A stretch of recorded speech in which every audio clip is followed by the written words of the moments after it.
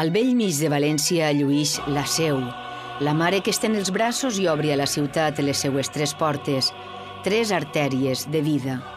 Tres filles que ixen de casa per a descobrir tres mons.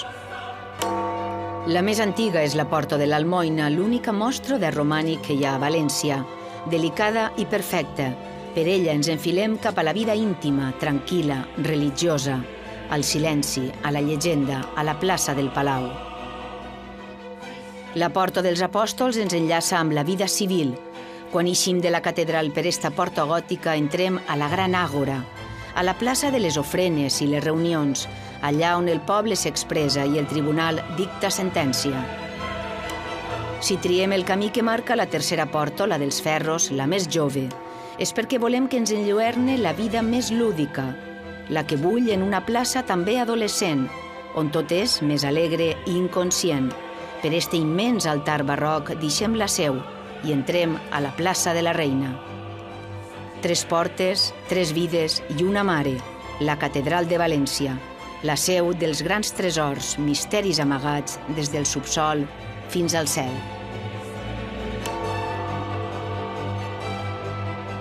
La catedral conserva en pedra, en obres d'art i en el arxiu pues la memòria de València del segle XIII fins ara. Té que ser expressió d'una vida, no d'algo que està tancat, que sí, que ha sigut una època, però no, nosaltres tenim des del neoclàssic, passant per ahí, el barroc, el romànic, el gòtic, hi ha que valorar-ho tot. A mí me gusta también el carácter de puzzle artístico y monumental que tiene. Eso es algo muy peculiar, muy difícil de conseguir y que aquí algo tiene el vino, el agua cuando se le bendice, aquí ha funcionado.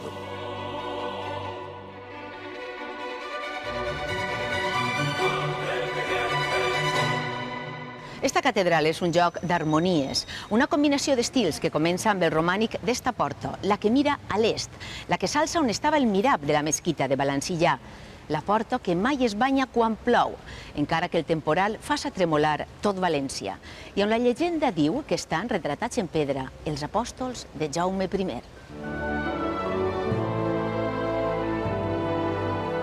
Són les últimes mirades del romànic, 7 matrimonis procedents de Lleida que portaren a València 700 donzelles per a casar-se amb els soldats del rei conqueridor.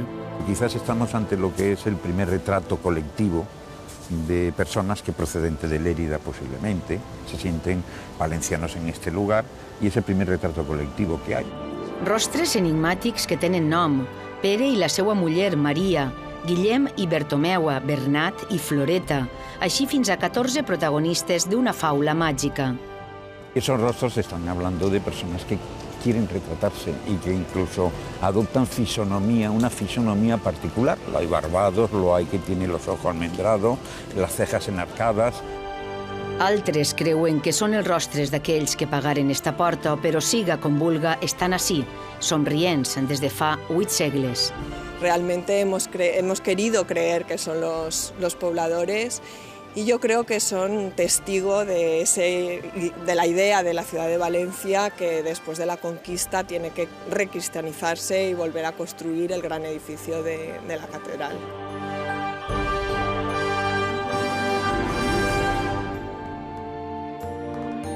El 9 d'octubre de 1238, Jaume I entra a València. El conqueridor arriba fins on estava la mesquita i on abans de la dominació musulmana s'havia alçat la catedral visigòtica. Celebra la primera missa dins de la mesquita i dedica la nova església cristiana a l'Assumpció de Santa Maria. Feren un retaule improvisat de fusta, lo pintaren i posaren enmig una taula, un icono de la Mare de Déu d'estil grec que portava el rei en la seva tenda de campanya.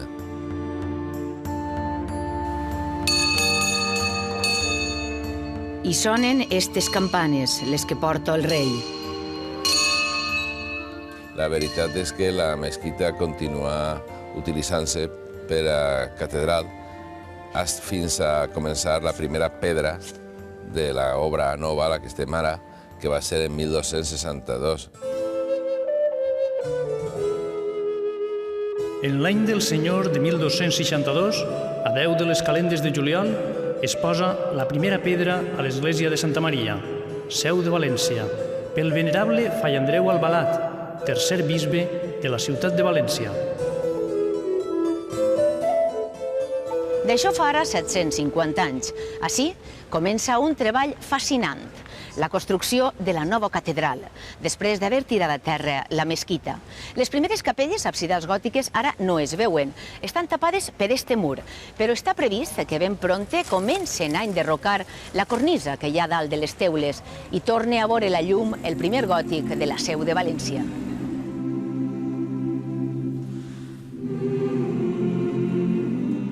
Salvador, explícanos qué vamos a ver. Voy a enseñarte lo que creo que nunca ha visto nadie de la catedral. Estamos en el centro de todo el conjunto catedralicio y aquí podemos ver una de las ventanas que cierran los absidiolos y que está oculta por esta ampliación de volumen que se ha hecho durante siglos. La ventana, que es del siglo XIII, tiene parte luz, tiene los elementos que dividen las antiguas vidrieras y las jambas. Y como vemos, ha estado macizada durante años. Tiene una dimensión que sobresale de lo que es la cubierta y al mismo tiempo baja por este resto de escalera que vemos.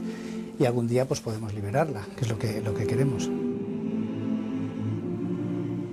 Per a construir-la arriben a València colles de picapedrers, venen de Lleida i d'Osca, utilitzen pedres de Godella, de Burjassot i Rocafort.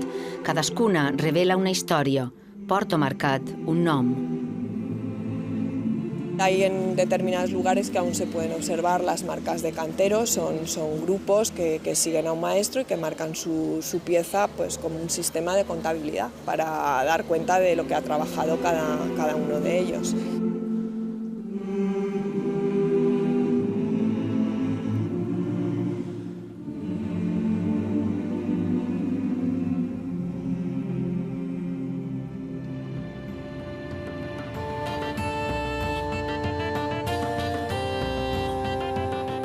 La primera estructura de creu llatina de la catedral no ha canviat gens. Una nau central i dos laterals flanquejades per capelles. La corona un cimbori únic i donant al carrer de la Barcella hi ha un campanar. Que es como muy plana, o sea, es un poco como muy mezquita. En realidad cuando tú entras inmediatamente la aprehendes toda y luego es muy mediterránea porque recoge muchísimo la luz. O sea, la luz que entra por las ventanas de la nave principal que están arriba es espectacular. Y por todas las capillas laterales del 17 como si fueran linternas. Uno de los grandes hitos que yo creo que tiene que también ser muy valorado, que es el cimborrio de la catedral. Realmente esta construcción, que ya es una construcción algo más avanzada, pero que es una construcción que admiran desde el principio y vienen de todos los lugares a estudiarla porque es un alarde de técnica constructiva, sin arbotantes, sin contrafuertes y con un espacio que penetra también toda la luz de la catedral. Una llum blanca i pura entra per este atrevit i poderós fanal. El gòtic també lluïx esplendorós a la Porta dels Apòstols. No hi ha cap document que fixe l'any en què comença a construir-se, però gràcies a l'estudi dels 28 escuts heràldics de la portada es pot saber que s'alça entre 1312 i 1348. El més determinant és este bou, que no és dels Borja, com s'havia dit fins ara, sinó del bisbe Ramon Gastó. És impossible, perquè, quan es construeix aquesta portada que ha de ser del segle XIV, els Borges no són coneguts. Un taxativa, però no a València, no tenen relleu. En bona lògica no pot ser més que l'escut del bisbe Ramon Gastó, que era un toro de sable o negre passant en camp d'or. Això vol dir inexcusablement i categòricament que el bisbe Ramon Gastó és el constructor de la Porta dels Apòstols. Els altres escuts destacats són l'antic de la ciutat de València i els d'alguns canonges de la Seu, i això indica que són els que pagaren la Porta dels Apòstols.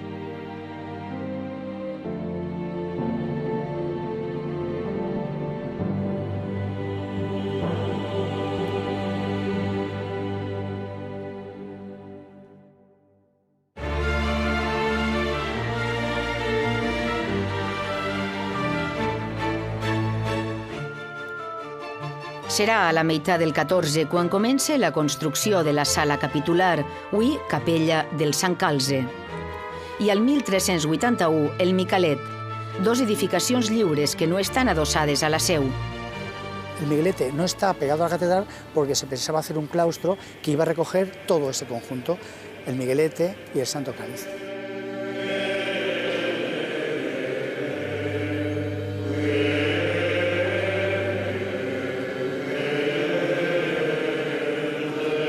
Des del segle XIII, cada matí els canonges celebren ací la missa capitular. És en llatí, es canta gregorià.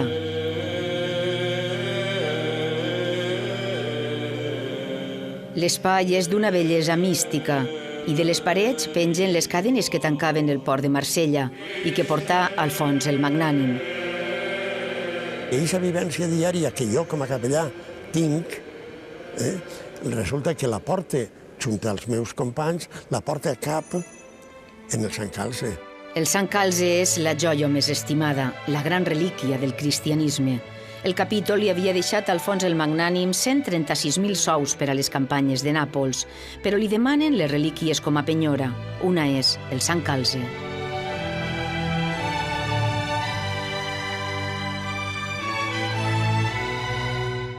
No va ser una donació, va ser un depòsit. Com que mai tornars diners, el Sant Calze i els altres relicaris, pràcticament tots, es conserven a la seu de València. Sant Calze per a mi és el més important de la catedral. Si dic, què és el que tindries que salvar en cas de necessitat? Pues anaria directe a pensar en el calze com la cosa més important.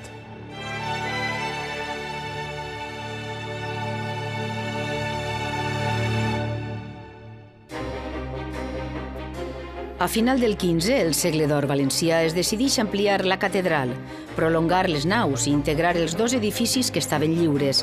Els arquitectes són Francesc de Valdomar i Pere Comte. A Valdomar li devem estes originals finestres que coronen els laterals i la capella de Sant Pere, que també donava al carrer i que s'està acabant de restaurar. Aquí donde estamos ahora, que es a los pies de la catedral, era lo que era la plaza de Les Cols. Y la catedral, como sabemos, solamente llegaba hasta este vano de aquí, esta estaba sin construir. En esta capella cremada a l'inici de la Guerra Civil s'han trobat dos finestres gòtiques tapades durant 540 anys. També tots estos nervis de la volta, restes de vidrieres i estes caretes de pedra que coronaven els capitells.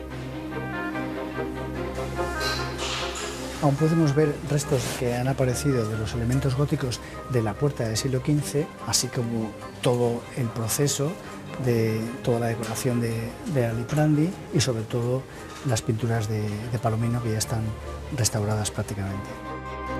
El Sant Pere que pinta Palomino torna a mirar-nos en esta capella, a la qual s'entrarà per la gran reixa que brilla de nou de verd i or.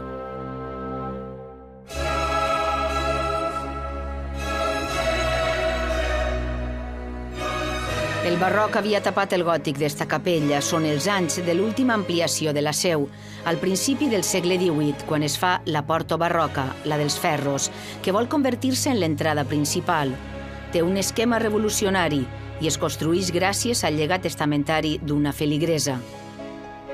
Esa portada, por ahí entra el barroco en España. Y además, curiosamente, en sus curvaturas aparecen una serie de hornacinas en donde hay una alegoría de la Iglesia valenciana. Pero no solamente de la Iglesia valenciana, también diríamos de lo que es Valencia, porque están los Borja, que no son santos. Al costat, el Micalet, el gran símbol de València. Té el mateix d'altura que de perímetre, 51 metres. 207 escalons i molts secrets ens acompanyen en la pujada. Entrem en la primera sala del campanar, que és anomenada la presó, que era el lloc on la gent que buscava refugi en la catedral, la gent que anava fugint de la justícia, se quedava així a vegades durant anys. És una sala molt fosca, però fa 4 o 5 anys, quan baixaven d'almoçar el dia de la Maior d'agost, van descobrir que la sala tenia molta llum. No sabien per què, obrigueren la porta i resulta que el dia 15 d'agost, que és el dia de la patrona de la catedral, dia de la festa de la catedral, el sol entra i marca una marca que també un poc per la paret, que durant uns minuts, apenas 4 o 5 minuts, està il·luminant la sala. És un poc de màgia, no? Màgia és també que per esta finestra només entra la llum el dia més llarg de l'any, el 22 de juny. Però també pot ser màgic el que per primera vegada anem a intentar constatar. Anem a comprovar si és de veres, com diu la tradició, que pegant així, en els cantos de la catedral, a 2 metres, sona en casa del campaner, a 25 metres.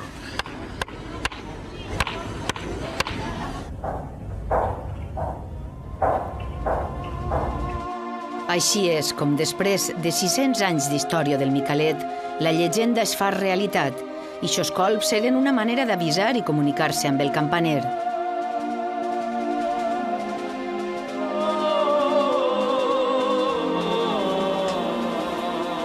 Però la sala més sagrada del Micalet és esta, on conviuen 11.000 quilos de campanes. De les 11 campanes del campanar, la més antiga és la Caterina, de 1305, que està ahí dalt. La Maria és la major, la preferida meua, perquè la toquem entre 4 i fa falta molta força per a tocar-la. I entre aquella i esta, la Violant de 1735, estan les 11 campanes. És a dir, en 5 segles tenim 11 campanes, que és la música més antiga de la ciutat. Les campanes a València tenen sexe, tenen nom de dones i d'homes i personalitat. En aquest moment, mira, està tocant el Micalet. El Micalet és la gran campana de les hores, que arriba fins a les muralles i tot això per a marcar el temps, el ritme, el cor de la ciutat. Encara avui és la campana més gran de la Corona d'Aragó. Pesa 7 tones i mitja, li dona nom al campanar i es calcula que des del 1539 ha donat més de 25 milions de tocs d'hora. El campanar és no només un lloc de comunicació, sinó és un lloc d'identificació de la ciutat i un lloc d'imatge de la ciutat. Este, com és un campanar tan gran i els murs són tan llargs, és una caixa de ressonància, té les finestres tapades i n'hi ha gent que diu és que les campanes no se veuen. Les campanes no són per a veure, són per a sentir. La campana no només comunica, sinó construeix la ciutat ideal. Del cel al subsol, perquè un altre so de la catedral és el silenci. Un silenci de misteri que s'escolta entre les oracions dels fidels i que descobrim quan baixem a les criptes, les estances sepultades davall terra. 22 escalons ens porten a este cementeri subterrani, on descansen prelats, canonges i bisbes.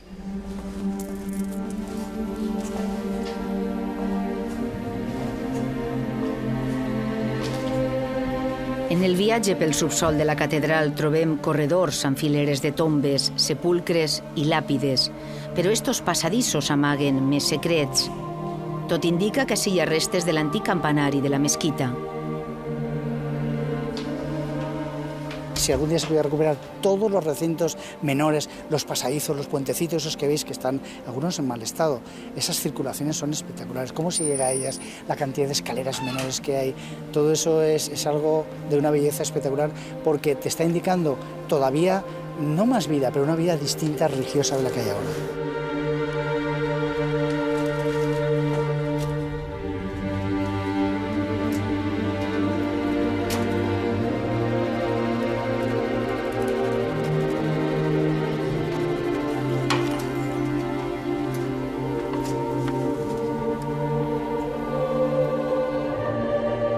És una catedral de vivències, seu de tradicions populars, com la de les dones embarassades que fan 9 voltes, una per cada mes de gestació, i preguen davant la Mare de Déu del Bon Part.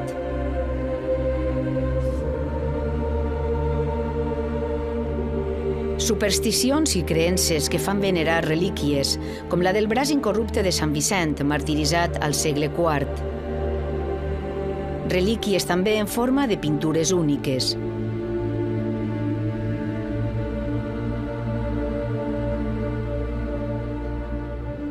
La Seu de València és l'única del món que té 2 pintures de Goya i fetes aposta per al lloc. Després no es va posar Goya. I és el lloc on troba també el descans etern el poeta Ausiàs March. Hem entrat a la Seu, hem vist la sepultura d'Ausiàs, hem mirat aquell Sant Vicent vell que pintà Jacomart. Tornem algunes voltes. Qui torna se sorprèn de nou amb les històries esculpides en pedres, en gàrgoles, en forma de monstres o bèsties, elements que servien per a desaiguar les terrasses, però que l'arquitectura gòtica converteix en escultures fascinants, grotesques i provocadores.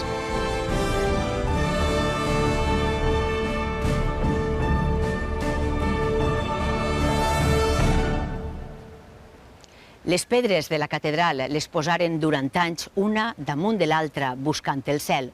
I les posaren tan bé que encara avui es presenta romàntica i orgullosa després d'intervencions, incendis, danys i ampliacions. Passejar per aquestes terrasses i veure de prop el cimbori o les cobertes de teula blava de les capelles és una sensació que podran disfrutar en breu els visitants de la Seu.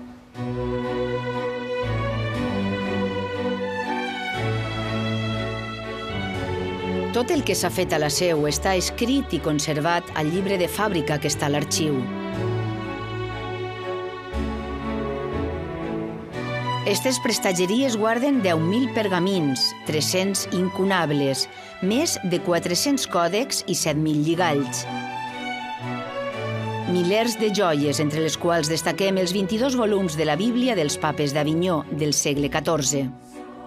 És una de les bíblies més valuoses que... Més valuoses que es conserven, sí, que es conserven.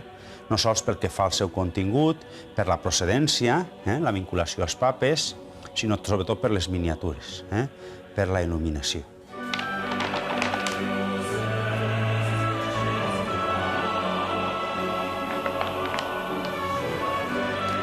Una altra Bíblia que es guarda com una relíquia és la de Sant Vicent Ferrer. Aquestes anotacions que trobem al marge serien pròpiament de Sant Vicent Ferrer.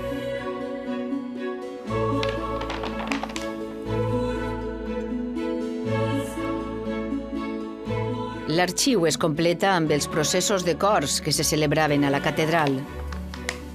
Sa Majestat mana que amb tota brevetat se pague lo que justament se deu.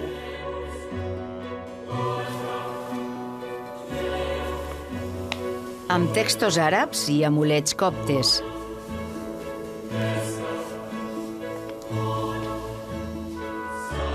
I amb l'arxiu musical.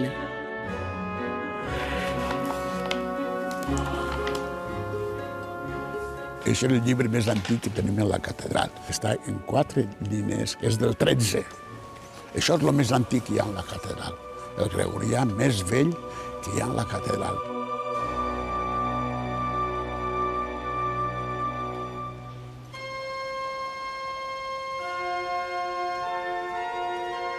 Els documents no són fotogènics, però els documents són la memòria. Sorprèn mirar els àngels, però si no fora per la documentació, sabríem ben poc dels àngels. Així es conserva fins i tot els materials concrets que es van emprar en la realització de les pintures, els dies, els pintors. Ítem que les finestres siguin pintades d'or fi de ducat i atzur que entrarà en tota la pintura de la dita capella.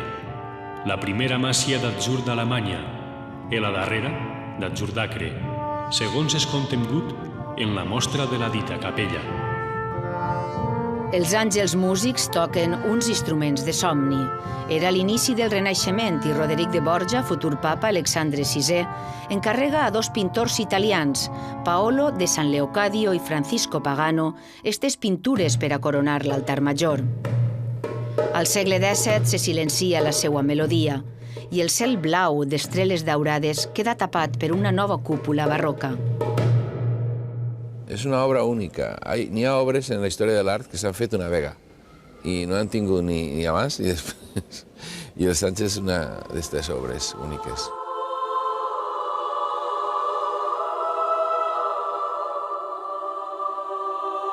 Una obra única que es donava per perduda, fins que l'any 2004, durant les obres de restauració de la cúpula, es va poder fer esta fotografia a través d'un forat. 300 anys sense mirar-nos als ulls, però els àngels estaven vius.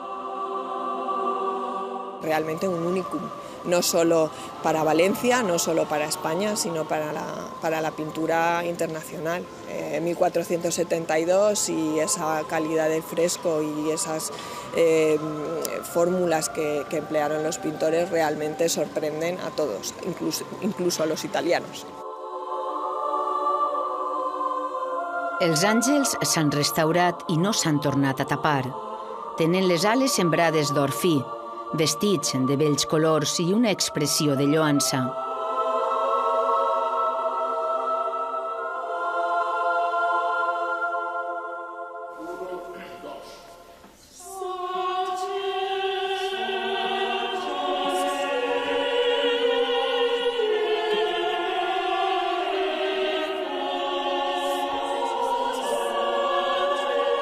La música dels àngels acompanya les veus del cor de la catedral.